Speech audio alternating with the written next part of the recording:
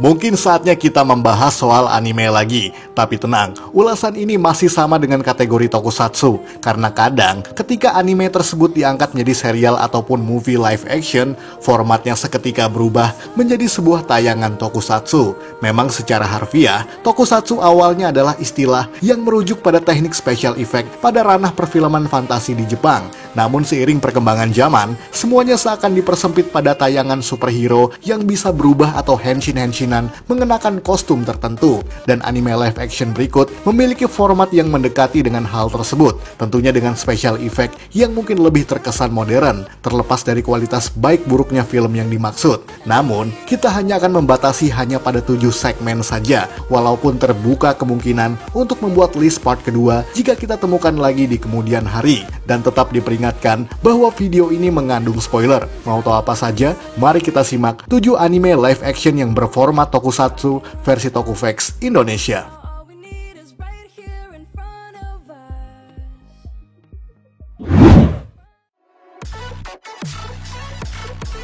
Yatterman, ini merupakan salah satu anime legendaris pada era 70-an yang punya nama tenar, di mana Yatterman merupakan serial kedua dari franchise Time Bokan sekaligus season terpanjang yang menghasilkan sekitar 108 episode dan sepertinya pernah ditayangkan di Indonesia pada stasiun televisi Spacetoon. Namun pada tahun 2009, anime bergenre komedi fantasi ini diangkat ke versi live action yang diproduksi oleh Nikatsu serta diperankan oleh berbagai aktor dan aktris kenamaan seperti Sho Sakurai, Saki Fukuda, Kyoko Fukada, serta masih banyak yang lainnya. Buat kamu yang belum familiar, Yatterman merupakan nama tim hero sepasang kekasih, yakni Ganta Kada alias Yattern One dan juga pacarnya yang bernama Ai Kaminari alias Yattern Two, di mana layaknya kebanyakan superhero pada umumnya, mereka menjalani kehidupan ganda sebagai pahlawan dan memiliki mecha berbentuk anjing yang disebut Yattern One. Tidak ketinggalan trio antagonis konyol mereka yang disebut sebagai Doronbo, yang dipimpin oleh penjahat wanita seksi bernama Doronjo dan juga 2 ajudannya. Semuanya disajikan dalam sinematografi yang masih terbilang lumayan bagus, terutama pada zaman itu, karena seakan berani memodernisasi desain kostum tokoh Yatterman tanpa perlu menggeser kesan retronya, karena formatnya masih tetap komedi seperti pada anime aslinya. Dan meskipun mendapat kritik yang beragam, namun film Yatterman menjadi box office tersukses di Jepang, bahkan sejak minggu pertama pemutarannya.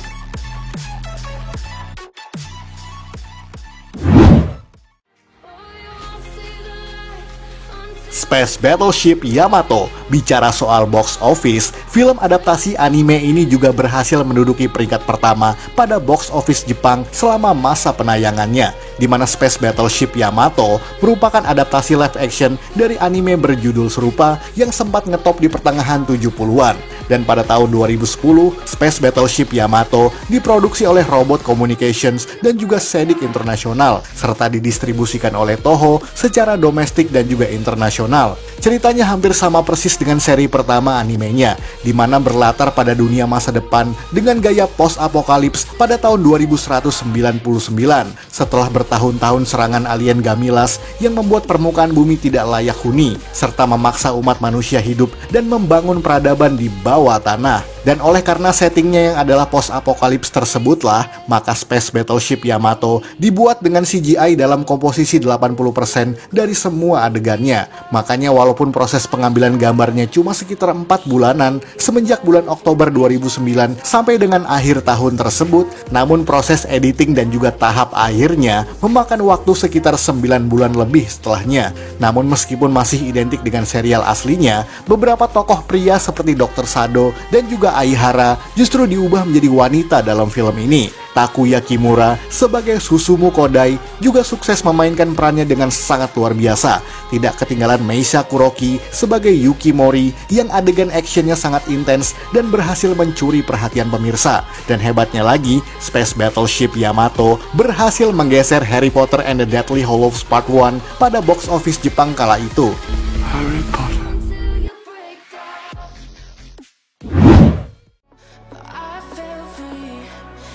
Cutie Honey ini merupakan manga bergenre komedi dewasa yang juga legendaris di dataran Jepang, di mana Cutie Honey mengkisahkan tentang gadis 16 tahunan yang bernama Hani Kisaragi yang dibunuh oleh pihak antagonis bernama Panther Claw, lalu dibangkitkan lagi menjadi cyborg atau robot yang seksi yang harus telanjang dulu untuk berubah.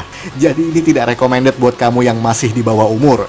Dan jika bicara soal Cutie Honey, maka kita akan berbicara soal 3 live action berbeda, di mana manga dan anime karangan Go Nagai ini pernah diadaptasikan menjadi film live action oleh studio Gainax pada tahun 2004, serta dibintangi oleh model cantik bernama Eriko Sato. Namun sayangnya, film low budget ini tidak sukses di Jepang, walaupun sempat fenomenal di negara Thailand beberapa tahun setelahnya. Kemudian yang paling terkenal adalah versi TV series yang berjudul Cutie Honey The Life pada tahun 2007, yang dibintangi oleh model grafur bernama Miki Hara. Dan meskipun sama-sama diproduksi dengan budget seadanya, serta kualitas gambar yang tidak sinematik, namun komedinya terdeliver dengan sangat baik, karena titik tekan serialnya memang hanya pada humor khas dewasanya. Dan yang paling baru adalah Cutie Honey Tears pada tahun 2016 yang diproduksi oleh Toei Company, yang sama sekali tidak sama dengan produksi-produksi sebelumnya, karena di sini tokoh Hani punya nama asli bernama Hitomi Kisaragi yang dibintangi oleh Maria Nishiuchi dan berlatar pada dunia cyberpunk. Jadi di sini ceritanya jauh lebih serius dan gak banyak jorok-joroknya seperti pada 2 live action sebelumnya tadi.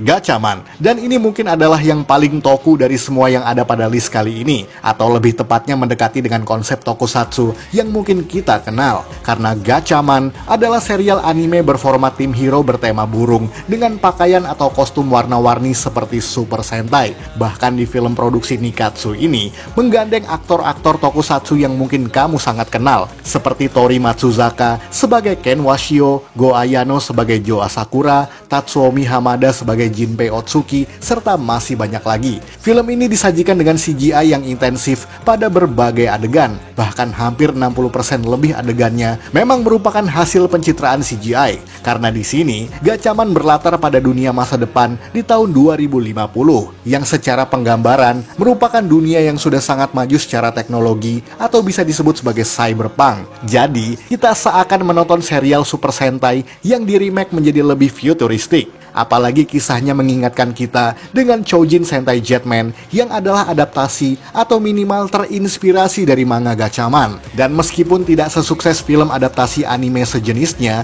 namun Gatchaman mendapat pujian atas kostum pahlawannya yang sangat keren dan adegan action yang menawan, baik dari segi koreografi ataupun kreasi CGI action yang sangat sinematik, serta masih sangat menguntungkan dari segi profit dengan penghasilan kotor sekitar 65 miliar jika dikonversi ke mata uang rupiah.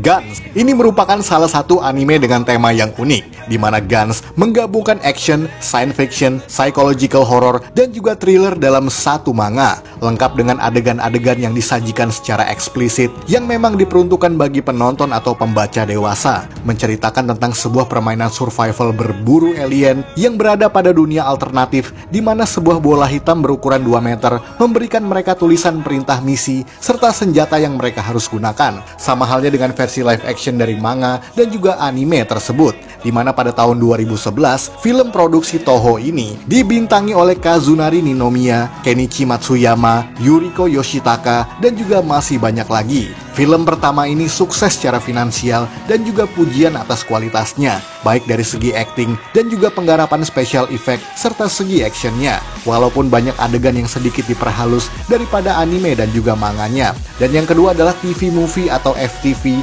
yang berjudul Another Guns. Meskipun tetap diperankan oleh aktor yang sama, namun ini merupakan versi alternatif dari film pertama yang tadi kita bahas, yang lebih memfokuskan pada tokoh seorang jurnalis investigasi yang juga akan menjadi sentral dalam sequel Guns Perfect Answer. Jadi, kita tidak mungkin bisa mengerti film sequel keduanya tersebut jika belum menonton FTV ini. Dan pada sequel Perfect Answer tersebutlah, di mana di seri terakhir ini memfokuskan pada ambisi salah satu tokoh untuk meraih 100 poin, serta Guns yang mulai kehabisan energi, serta masih banyak lagi konflik dan permasalahan lain. Sayangnya, Karena seri terakhir ini dibuat dengan tergesa-gesa, maka banyak sekali plot hole yang membuat filmnya tidak jelas secara continuity adegan. Namun overall, Guns tetaplah series film yang layak mendapat apresiasi atas kerja kerasnya.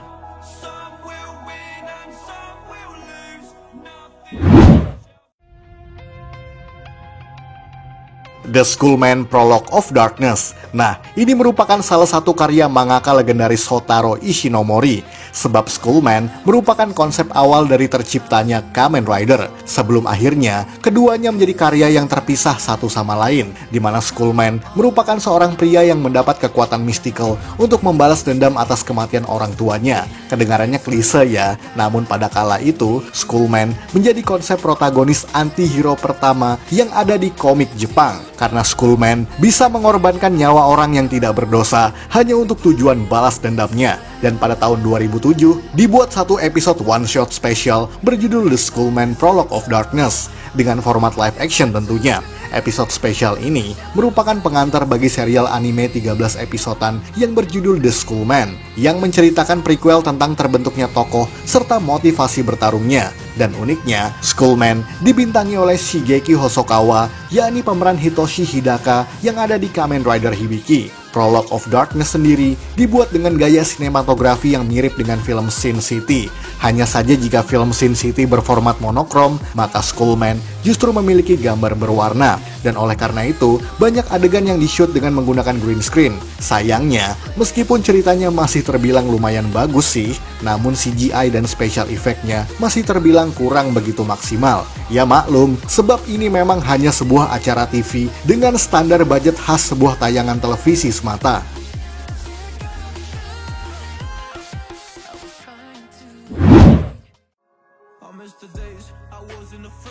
0091 The End of the Beginning. Dan yang terakhir untuk list kita kali ini masih dari karya Shotaro Ishinomori, sama seperti The Schoolman. Film ini diproduksi dan ditayangkan pada tahun 2013 dan disutradarai oleh direktur kondang bernama Koichi Sakamoto. Kenalkan dengan menggait bintang-bintang kenamaan lain seperti Mayuko Iwasa, Minehiro Kunimoto, Nao Nagasawa, Mao Ichimichi, Aya Sugimoto, dan masih banyak lagi. Film ini berlatar di mana perang dingin tidak pernah berakhir dan meningkatkan konflik dari faksi Blok Timur dan juga Blok Barat yang berdampak pada kemajuan pesat dalam teknologi peperangan. Di tengah konflik inilah ada mata-mata cyborg yang bernama Mylan Hoffman yang hampir seluruh tubuhnya telah dicybernetisasi dan berbagai bagian dalam tubuhnya yang dilengkapi dengan fungsi khusus ciptaan dari organisasi 00, di mana ia diutus untuk melawan agen Blok Timur dalam permainan spionase berteknologi tinggi. Kurang lebih masih sama seperti pada versi asli manga dan juga animenya. Dan yang pasti, karena film ini diperuntukkan bagi penonton kalangan dewasa, maka banyak sekali adegan yang tidak seperti karya Sakamoto di tokusatsu mainstream lainnya. Mulai dari adegan yang sedikit gore dan juga ada jorok-joroknya dikit lah. Tapi penggarapan ceritanya sangatlah serius, sehingga film ini bukan sebuah tayangan komedi dewasa, melainkan sebuah action movie yang proper dengan gaya pengambilan gambar ala Sakamoto yang khas. Apalagi banyaknya lokasi yang familiar bagi penonton Kamen Rider dan juga Super Sentai. Film ini bisa kalian saksikan di Netflix dan juga Crunchyroll buat kamu yang penasaran dengan cerita 0091.